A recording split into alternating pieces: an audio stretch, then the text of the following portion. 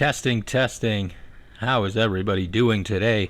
We are doing another Shan and Raza Cup challenge. This one was brought to you by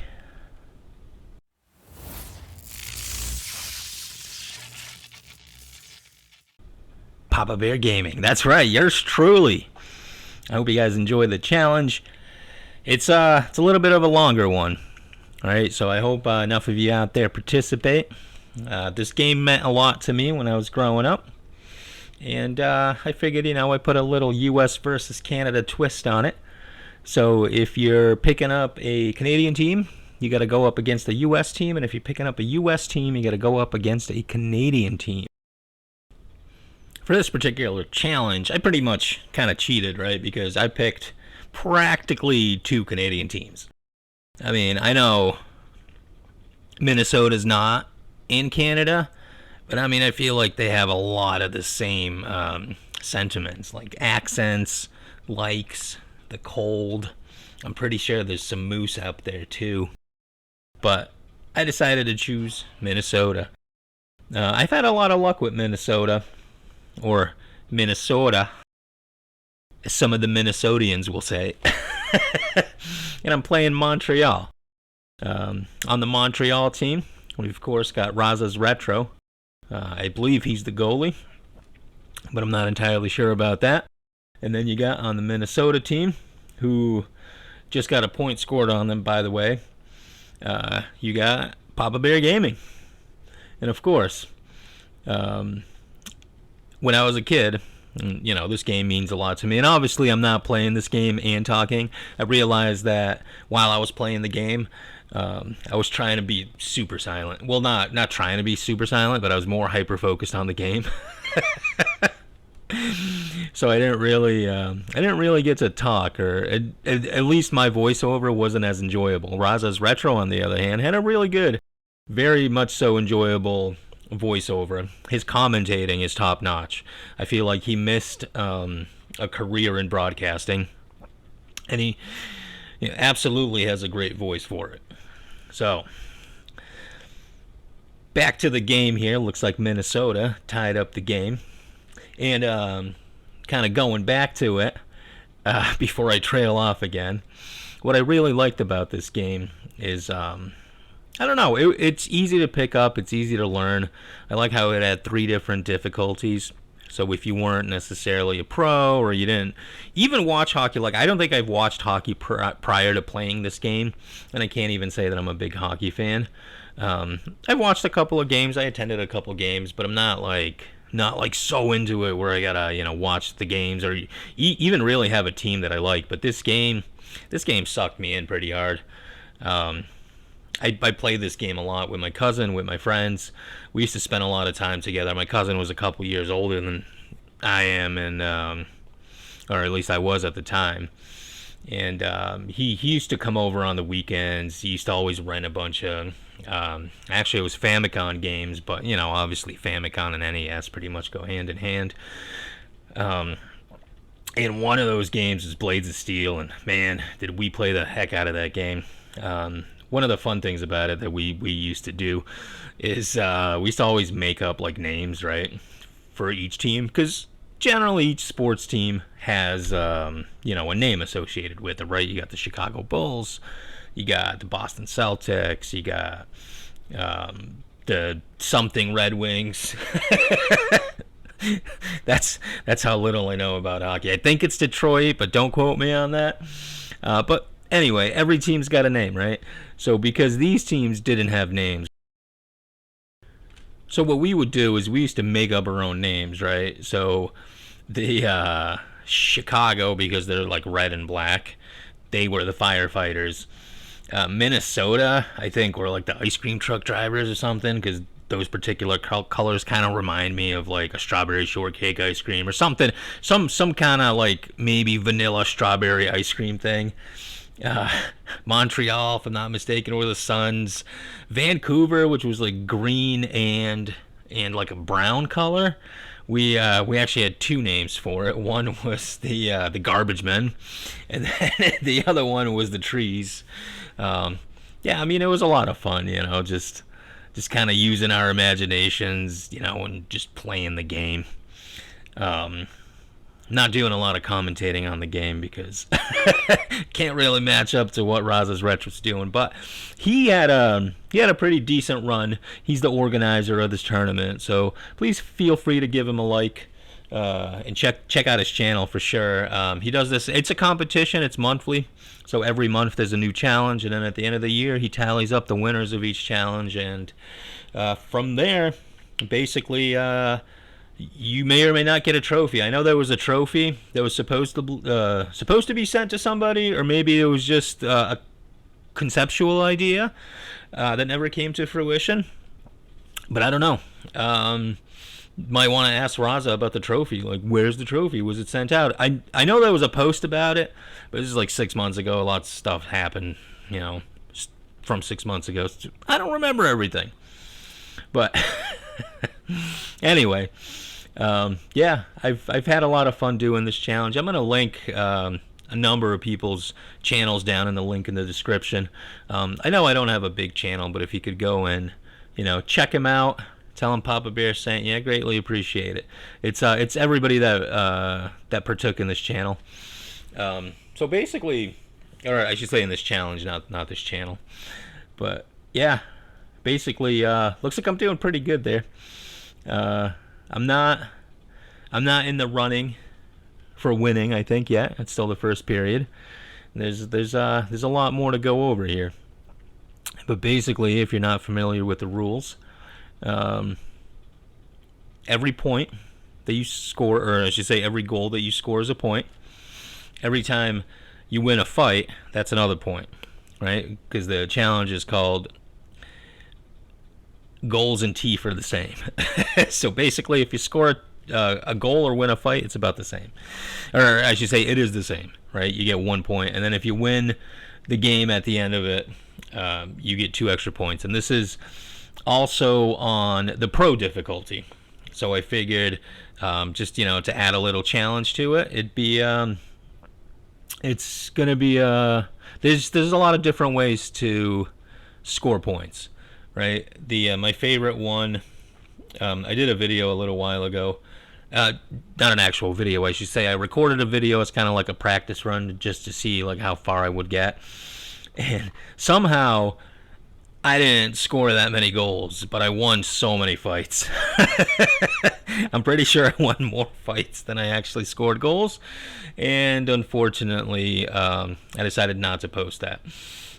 In fact, I don't know if it was all the fights that I was winning, but my controller stopped working towards the end of the game, and it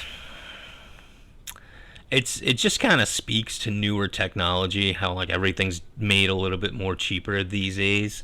Because basically, I'd play my NES games on these it's not an official console, right? I think it's called like GamerTech or something like that, where basically you can play Super Nintendo and NES, and that's really just a space saver, right?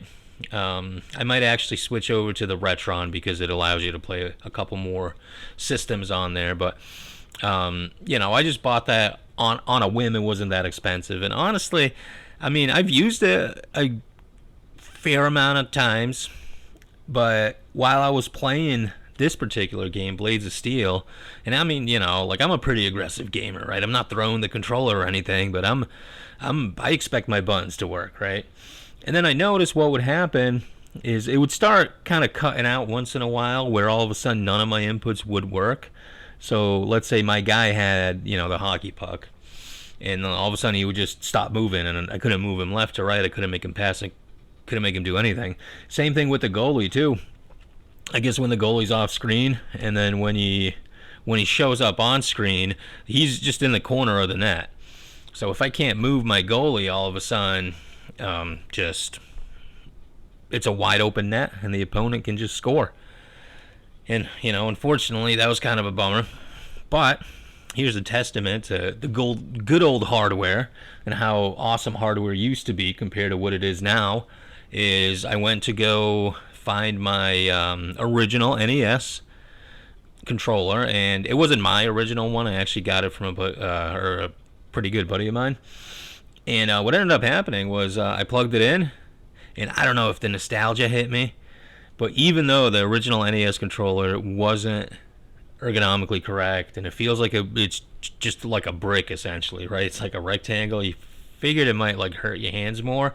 Like it just felt supernatural. Like I held that thing and I was like, man, I almost forgot what the NES felt like. Man, I've been using this like GamerTech uh, controller, which probably resembles the dog bone a little bit more, right? The NES controller that's kind of shaped like a dog bone. That's what a lot of people called it. I don't think that was its official name. But man, like just the buttons felt really good, pressing them. And I mean, this is like, oh my God, it's, I almost hate to say it. It's like a 40-year-old controller. And yeah, sure, it wasn't, brand new. It still had that like plastic Nintendo smell. And if you ever had a Nintendo as a kid, or even now, it's like it's got this specific weird plastic smell to it that like just screams Nintendo. And again, I don't know if this is just my brain was flooded with nostalgia while I was playing this particular game. I just felt like I was in the zone. And just you don't really think of this like boxy square controller with sharp edges to be like just the controller of choice, but you know what, at least for this game, for this time, it absolutely was. And I was super happy to be able to use it again, which kind of makes me think like I think I should just bring out my NES and just hook that up instead of using that other GamerTech system. Just I just don't feel like I got my money's worth for it to break.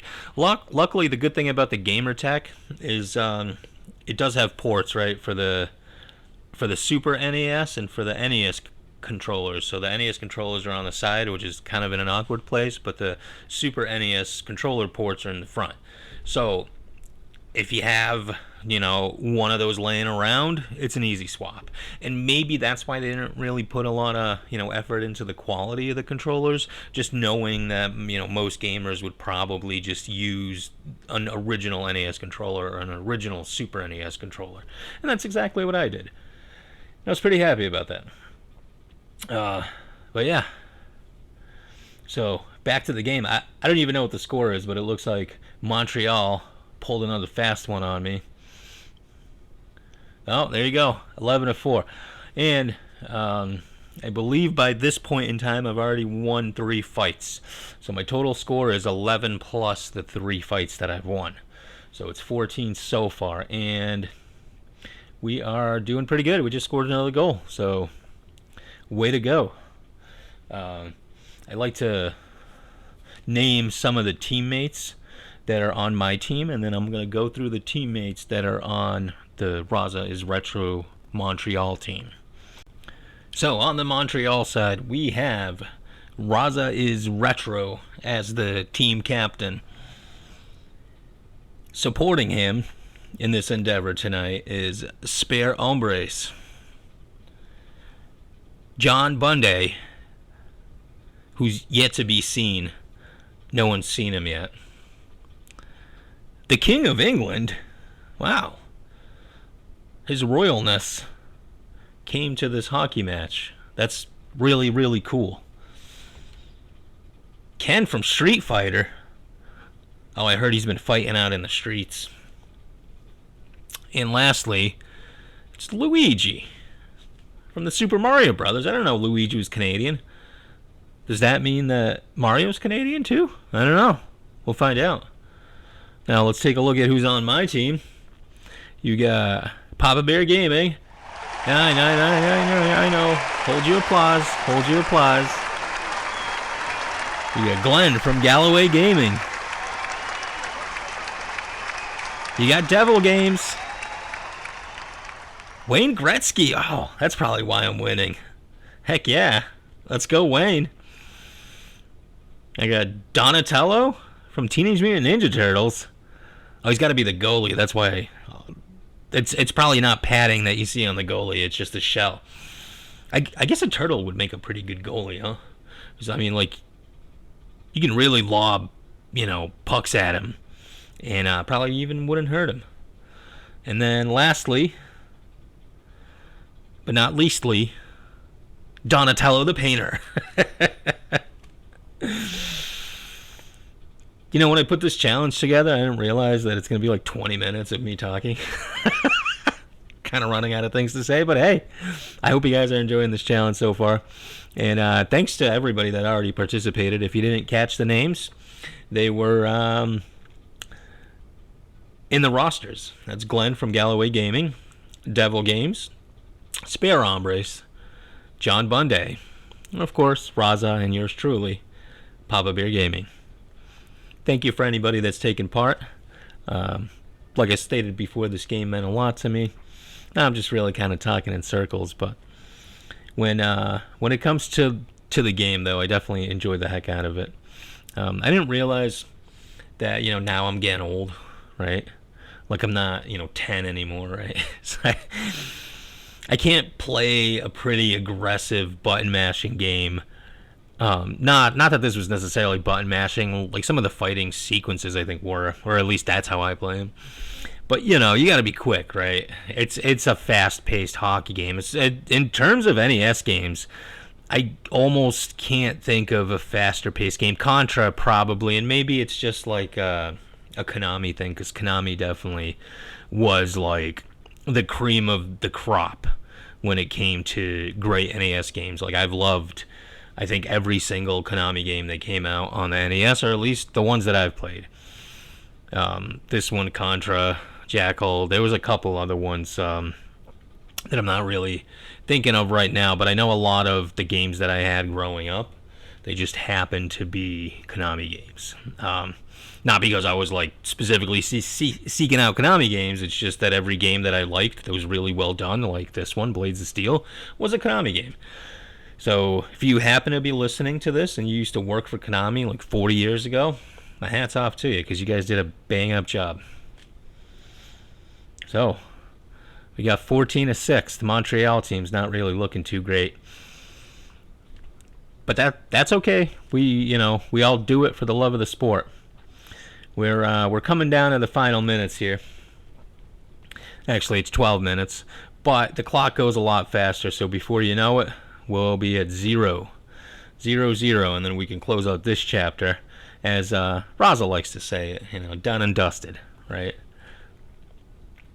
But it's been a tough game. Not gonna lie to you. I did a bunch of these already.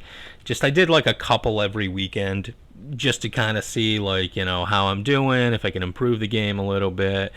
I didn't realize there was gonna be a lot of tough competition out there. Spare Hombres, my hat goes off to you.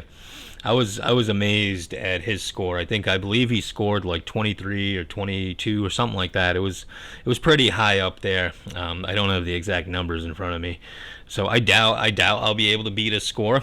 But there's definitely no shame in being beaten by the best, right?